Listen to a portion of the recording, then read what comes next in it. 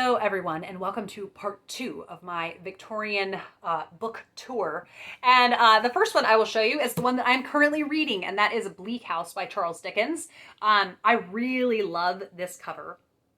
I am delighted to be reading this. I have to tell you, before it was a bit of a middling Charles Dickens to me, and didn't feel like I connected it, but I think it's a case of just the right time to be rereading it. And before, I was kind of taking in all of the characters in the plot, even though I had seen the miniseries. So now it's really nice to feel kind of like just relax, cozy in, settle down, be patient. He's going to unpack this story slowly but surely and take you in a great direction. I know that the ending is very satisfying. So I remember feeling kind of impatient in the chapters that weren't to do with Esther. And so far, I'm just soaking up the Victorian goodness. And also, I love the low pressure scheduling of this read along. And I'm very excited for the live shows. I really hope my schedule is free every time there's a live show.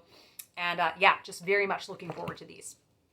And then the next one that we have is Cousin Phillis and Other Tales by Elizabeth Gaskell. And are there illustrations? There are no illustrations in this. So there is Lizzie Lee, The Old Nurse's Story, Half a Lifetime Ago, Lois the Witch, The Crooked Branch, Curious If True, Cousin Phillis. So I bought this specifically because it had Cousin Phillis in it.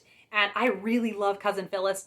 I can't guarantee if you're going to like it. I think if you like Elizabeth Gaskell's writing, you will enjoy it, basically. I still have not read Lois the Witch, which is outrageous. Every October, I'm like, this would be a great time to read it. So hopefully I finally make it happen.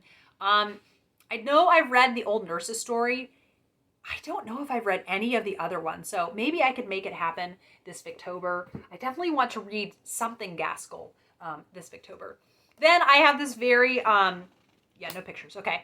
I have this very jolly looking edition of Three Men in a Boat. This is a Penguin edition, and I really love how this looks. So I will be rereading this this August and on my Patreon. So I'm very excited to revisit it. This book is just full of fun. And it's been so long, and I still have not read the sequel, which is Three Men on the Bummel. So hopefully that will happen. Then I have this really cool edition of the Canterville Ghost and Other Stories by Oscar Wilde. I love the colors in this. The Canterville Ghost is such a fabulous story, and I feel like it's kind of universally loved by everyone that reads it.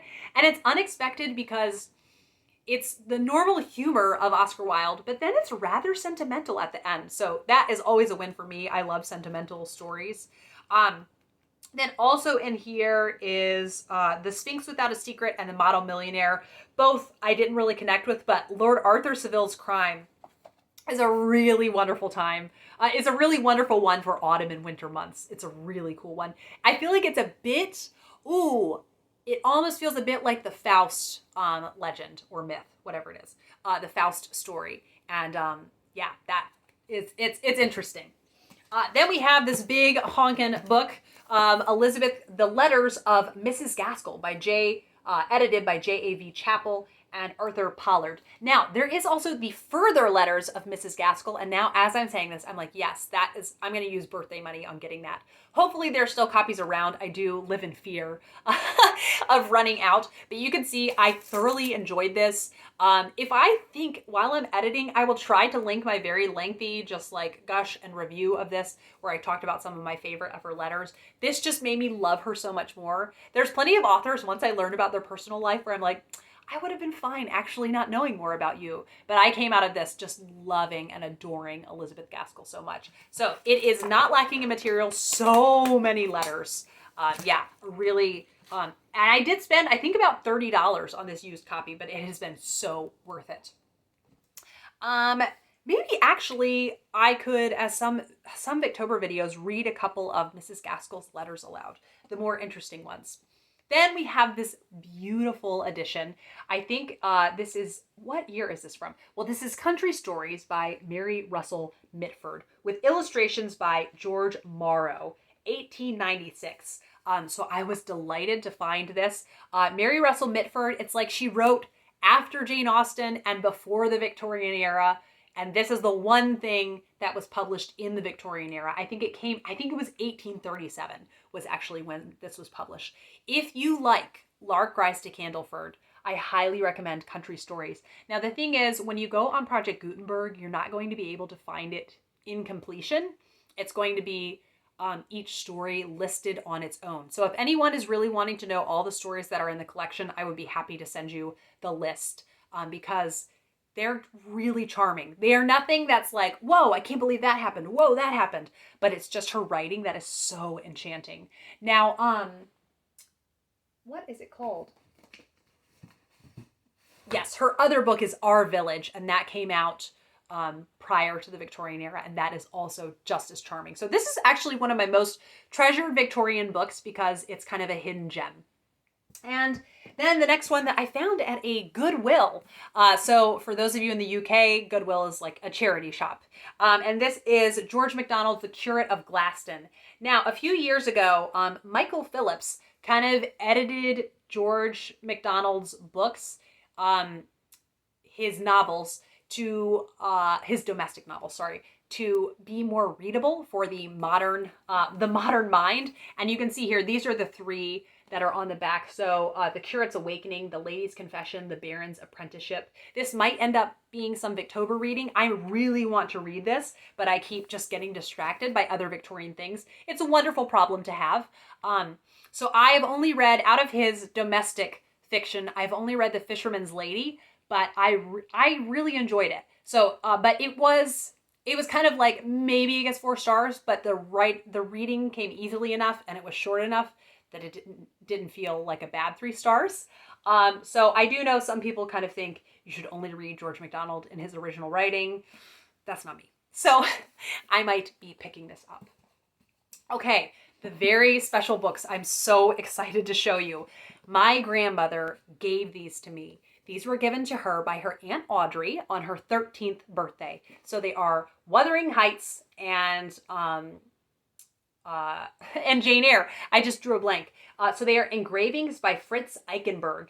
And she had told me about these. I knew that she owned these. My grandmother is a voracious reader. I saw her in June and she was just telling me how she needs to get a new Kindle because her own Kindle is out of room. And I just love that. I actually wish I had said to her, if you'd like, I could kind of weed through your books with you and delete some to make more room. But also maybe she just wants to keep all those in her Kindle library and just have a new one. So I had no idea she had given these to me, but she recently moved out of her own house and now she's living in an apartment next to my aunt and uncle's house. And so she really downsized and decided to get rid of a lot. And when I was looking for linens for the Thanksgiving table, I wanted like nice napkins and dishes to serve everything in. And I started shaking when I opened the book and these were in there. I could not believe it.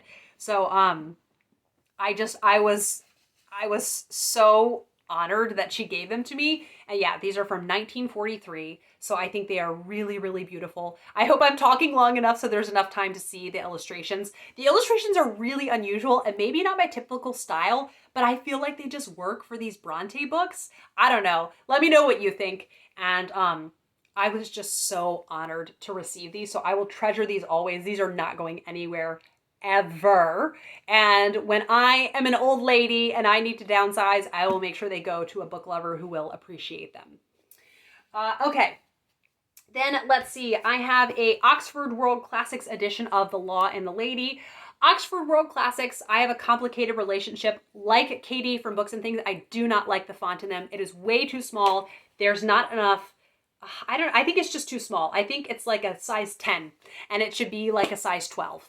But I adore this book. This is one I'll keep forever. It is such a wild ride. There still is not an audiobook done to this one. And every year there are a few that it's typically Nicholas Bolton records new audiobooks of. And so Hide and Seek got one. And what was another one? The Dead Secret got one recently. And Jezebel's Daughter got one. So I'm hoping maybe next year they'll plan for the Lady to be recorded because it is such a page turner. It's got a very cringy disability representation. I always feel like I have to say that to modern audiences. It's not good. It's not good.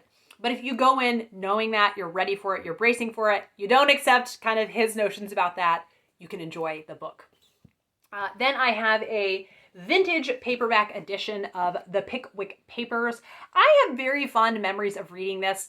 This was very early in my Dickens reading project that I took it on. I think the very first Dickens that I read was A Christmas Carol, and then next was Oliver Twist, followed by Great Expectations, and then this. And I can remember coming home when I was a nanny, and after work I would try to read a chapter. I was still very new to reading Victorian literature, so the amount challenging it felt then would be much less than it is now.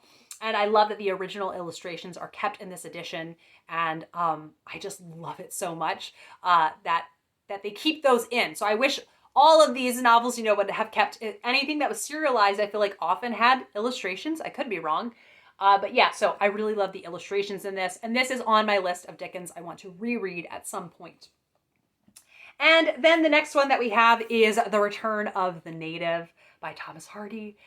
This is definitely high-ranking Hardy for me. I love this cover. I think it's beautiful. And then another special thing about this is, I think it would have been 2018, so maybe the 3rd of October, I went and I pressed a bunch of flowers that I found when I went on a walk, and then I assigned the flowers. I looked up like kind of the language of flowers and assigned the character, assigned the flowers to different characters. So I can't remember the name of this one, but I put this one in here because it reminded me of J.A.V. So yes, this is a Hardy that I'll definitely return to at some point. And then I have here my Oxford World Classics edition of The Doctor's Wife. This is one that I have as a candidate for the group read on my Patreon this October. So Pat's Kate doesn't know if it won, but I really, really enjoyed this. This is kind of like her retelling of Madame Bovary. Can't recommend this enough. I love it. And I think for some that think that Lady Audley's Secret is a bit campy and overly dramatic, then this is a good one. This is definitely more realist feeling, and it also has so much love for books. But I do think you should read Dombey and Son prior to reading this, because the ending of Dombey and Son is completely ruined. So there is that. Then I have my vintage edition of Kilvert's Diary. I love this book, and I'm forever grateful to Lucy from Lucy the Reader telling me about it, because these are the kinds of Victorian books that I want to know about. They're the ones that they're the unusual ones. And so I'll read a little excerpt here. The afternoon had been stormy, but it cleared toward sunset. Gradually, the heavy rain clouds rolled across the valley to the foot of the opposite mountains and began climbing up their sides, wreathing and rolling masses of vapor. One solitary cloud still hung over the brilliant sunlit town, and that whole cloud was a rainbow. Gradually, it lost its bright prismatic hues and moved away up the Cusip Dingle in the shape of a pillar and the color of golden dark smoke. The black mountains were invisible, being wrapped in clouds, and I saw one very white, brilliant, dazzling cloud where the mountains ought to have been. This cloud grew more white and dazzling every moment, till a clearer burst of sunlight scattered the mists and revealed the truth. This brilliant white cloud that I had been looking and wondering at was the mountain in snow. The last cloud and mist rolled away over the mountain tops, and the mountains stood up in the clear blue heaven, a long rampart line of dazzling, glittering snow, so as no fuller on earth can white them. I stood rooted to the ground, struck with amazement and overwhelmed at the extraordinary splendor of this marvelous spectacle. I never saw anything to equal it, I think, even among the high Alps. One's first involuntary thought in the presence of these magnificent sights is to lift up the heart to God and humbly thank him for having made the earth so beautiful. An intense glare of primrose light streamed from the west, deepening into rose and crimson. There was not a flake of snow anywhere but on the mountains, and they stood up, the great white range rising high into the blue sky, while all the rest of the world at their feet lay ruddy rosy brown. This sudden contrast was tremendous, electrifying. I could have cried with excitement at the overwhelming spectacle. I wanted someone to admire the sight with me. A man came whistling along the road, riding upon a cart horse. I would have stopped him and drawn his attention to the mountains, but I thought he would probably consider me mad. That's so transcendentalist. Francis Kilvert was a curate, and this is kind of his daily meanderings, and I really, really love this book. And lastly, for this video, I will show you, this is the vintage edition of The Woman in White. Now, I am almost positive that The Woman in White would have had illustrations with it. This vintage edition doesn't include them. So I could be wrong because there are other vintage editions that do have illustrations, but this is an all-time favorite. I'm scared to reread it and that it won't live up to my memory of it, but I really, really loved it the first time that I read it. It took me 3 times of trying it, and then finally the 3rd time it stuck and I was able to get through it. Thank you for continuing with me through this journey through all my Victorian books, and I hope that you are having a wonderful day, and I will be back with another video soon. Bye!